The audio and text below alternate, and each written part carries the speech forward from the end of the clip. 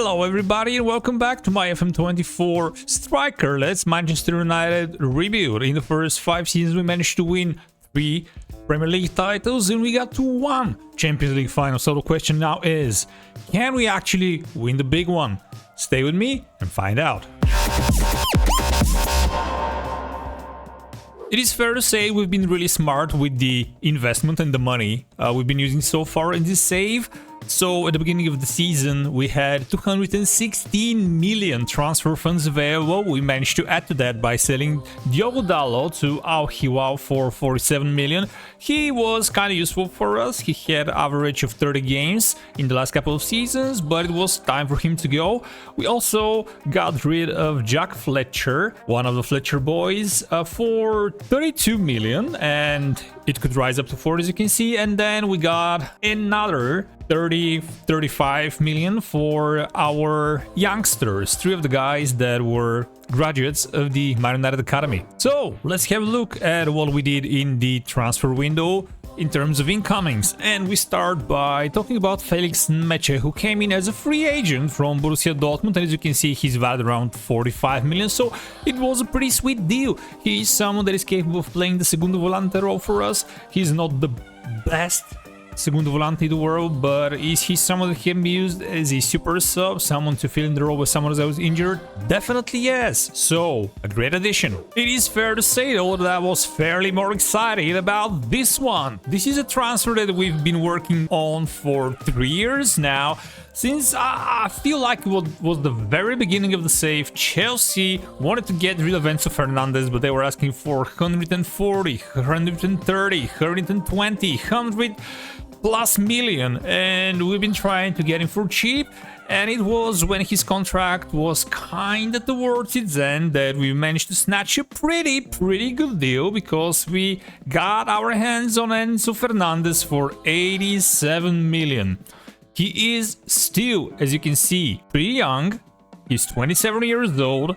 He has 16 passing, 16 technique. He's not the tallest one, he's not the strongest one, but in terms of stamina, in terms of natural fitness balance, and all overall intelligence on the pitch, he's someone that I'm pretty sure is gonna do great stuff for us from a Segundo Volante role. And he is someone that kind of reminds me of Bruno Fernandes, you can kind of imagine. The 12 finishing is something that can probably make him work in the shadow striker position as well. Talking of good deals becoming available on the market and us trying to capitalize on that, as you can see on your screens, we bought Alphonso Davies for close to 90 million euro from Bayern Munich. Yeah, I know, it is difficult to say that a 90 million deal for a left defender is a great deal, but stay with me, stay with me. 19 acceleration, 16 agility, 19 pace, great dribbling, 16 work rate. The dude is absolutely amazing, and keeping in mind that we are playing this formation where we are kinda exposed on the wings because we are so congested through the middle, but our wings are where most of the situations created by our opponents are coming from. We really need really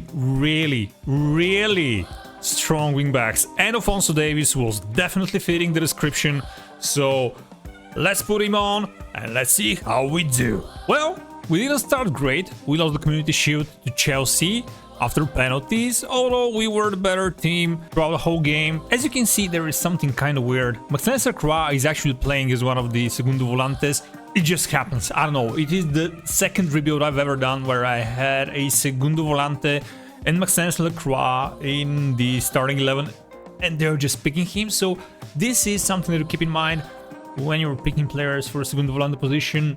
Someone that is big, someone that is strong, maybe they're doing well. And how could I act on this? Look at him. He had one of the best 2 ratings in the squad behind Victor Osimhen, so he's doing the thing. And can you really blame the assistant manager when he's doing that? Not really, but it's fair to say that the other games at the beginning of the seasons were not looking great. We actually managed to get only 5 points from our first 3 Premier League games. It was a 0-0 draw against Sunderland, it was a 2-2 draw against Blackburn away, and it was a 5 win against Brentford at home. But these are not really the oppositions we are striving to be winning against, so getting bad results against them was not really great, but let's see how we've done on Christmas. Okay, by the time Christmas came, despite the fact we lost only 3 games, and we've won against Arsenal 6-0 at home. Well, we also lost to Liverpool 2-0 away. Who cares about that? The thing is that we were second in the Premier League, and despite the fact we scored 28 goals more than we've conceded, and this was way better in terms of goal difference than everyone else around us, Arsenal were first after we defeated them 6-0 at home. How does that even work? Alright, Marcus Rashford with 11 goals, tied in first place with a couple of other players. The better performances in the team were coming yet again from Marcus Rashford and Victor Osimhen. They scored respectively 17 and 12 goals. Now, knowing that we have not done really well at Christmas, we had the opportunity to actually delve into the January transfer window and trying to bring in some quality, and haha, look at your screens. We managed to get our hands on Joshua Kimmich, who was currently at Al Ahly, and for the price of 20 million we got the 34-year-old Joshua.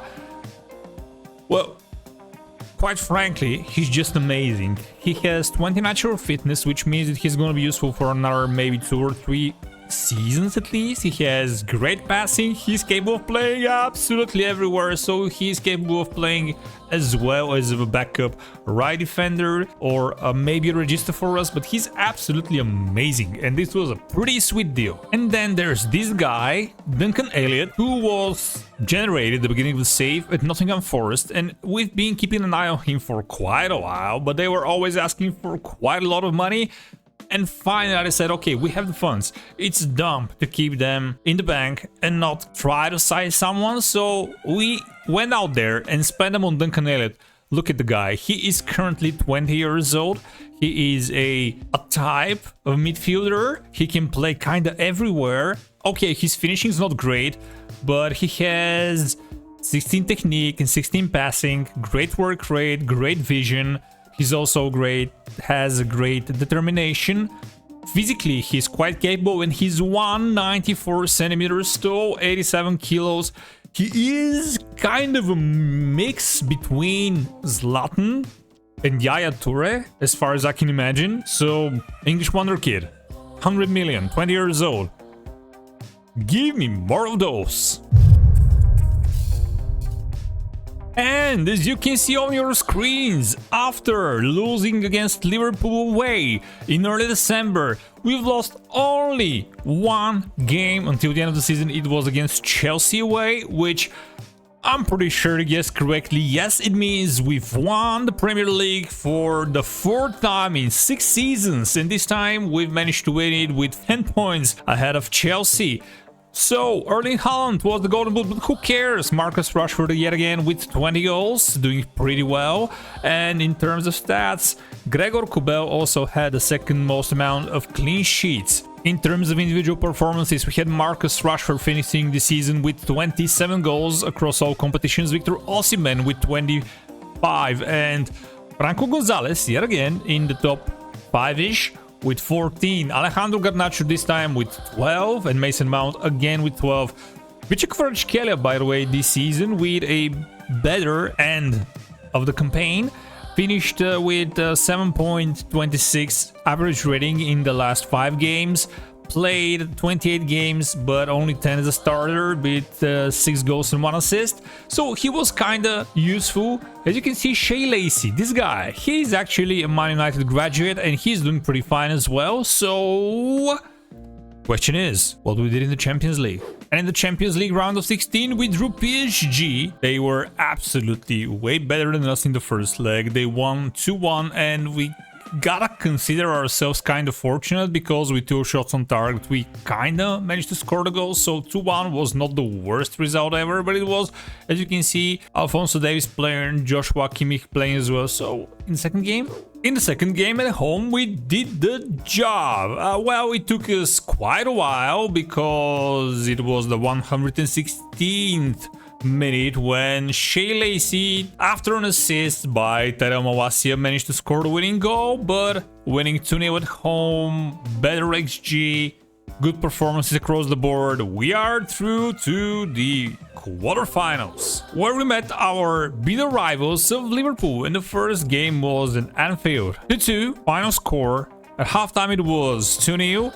After 2 goals by Cody Gakpo in the 40th and 44th minute, but Alphonso Davies of all people with Joshua Kimmich assist in the 95th minute meant that we are in the game. And we managed to capitalize on it after winning 3-1 at home. I want to say it was a dominant performance, keeping in mind the amount of shots, the amount of XG created, but yet again, it was going to extra time.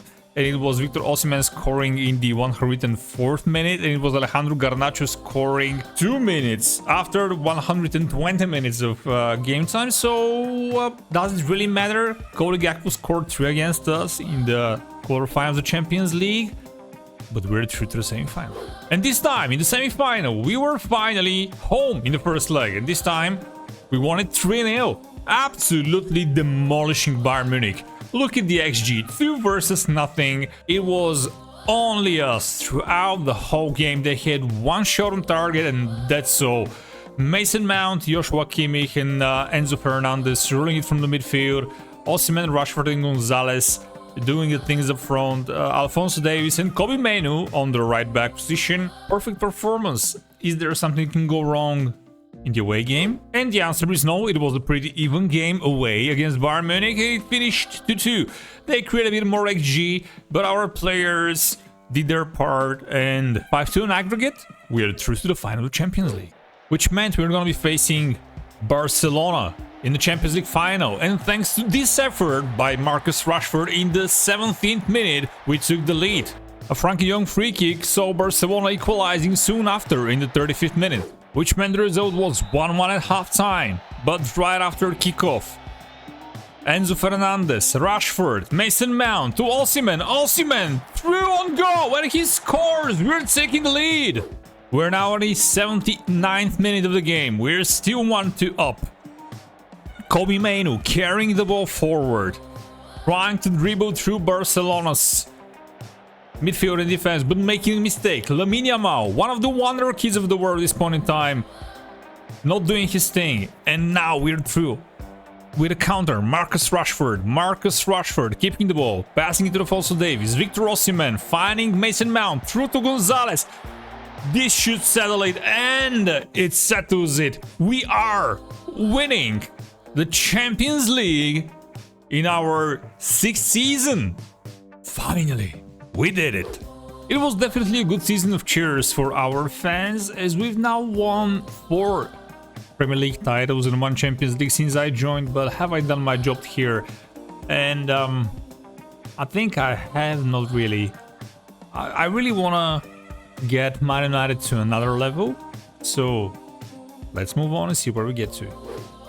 And in the next transfer window, finally, Real Madrid accepted a bid from us for Jude Bellingham. It was close to the 400 million euro mark, but, well, it is what we dreamt for. He is the player that we wanted. The 40 million a year wage was something we were now capable of paying, just because we've been doing so well in managing our finances, and, well, Man United was now one of the best clubs in the world. We were among the top 3 in terms of reputation. We were just about to go into the top spot. And despite the great run in domestic competitions we've had, namely the Premier League, since the very beginning of this save, and winning the Premier League in every single season after Jude Bellingham joined us, well, we've won it 7 times in 9 seasons, but the Champions League, we won it only once, and we got to one final in our first seasons. So funnily enough, is what not before Kylian Mbappe joined us, the 33-year-old now, for 51 million from PSG, that we actually managed to get to another Champions League final. And funnily enough, it was Manchester City this time we faced in the final, and we won it 3-0. So this meant that we've won our 2nd Champions League in the 9th season we've been in charge of the club. As you can see, the players that were actually playing in this final were now the younger generation, and they were stepping in the boots of the older players. But it was yet again a great run so far. We actually managed to improve Man United to a place where we were the top rated club in the world, winning 7 league titles in 9 seasons, winning 2 Champions Leagues, getting Kylian Mbappe, 33-year-old, but Kylian Mbappe joining Man United, Jude Bellingham joining Man United. We are finishing this rebuild by winning a treble. We've won the Champions League, we won the Premier League, we also won the English FA Cup. This is what the team looks like by the end of this save. Alejandro Garnacho is considered to be our most expensive player, followed by Jude Bellingham and Jos Koopman. You may remember him, we bought him some time ago.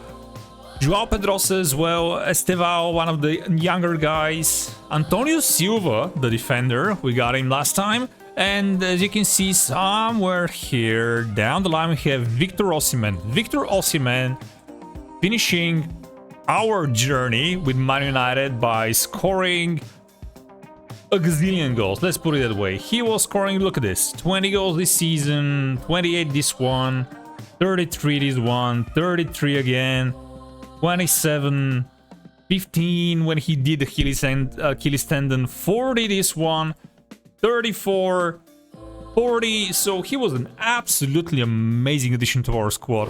And I guess the biggest applause should go to Marcus Rashford, who is finishing his career with Man United. And you can see he scored 256 goals, and I think that this is Premier League only, which means that he was falling really short from beating Shearer's record. But the guy was absolutely amazing. He did a job for us. He had a couple of poor seasons by the end of this run of his.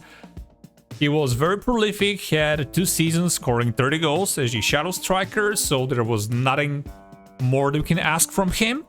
And thanks to these amazing performances, we're leaving a squad that should now be able to continue what we've done here. We have a couple of guys over 30, but for example, Jude Bellingham, who's now 29, he's also spent a couple of seasons with us, won the Champions League with us, won 4 Premier League titles, scored, look at this, scored 17 goals this season, an average rating of over 7 throughout the whole time, absolutely amazing. So I think this is a great place to end this rebuild, and now it's your time, now it's your turn to tell me, have you tried something like this? Have you tried going strikerless? What did you like about this rebuild? What did you not like? What do you think generally about the achievements that I had throughout this rebuild? And maybe, which club do you want to see next?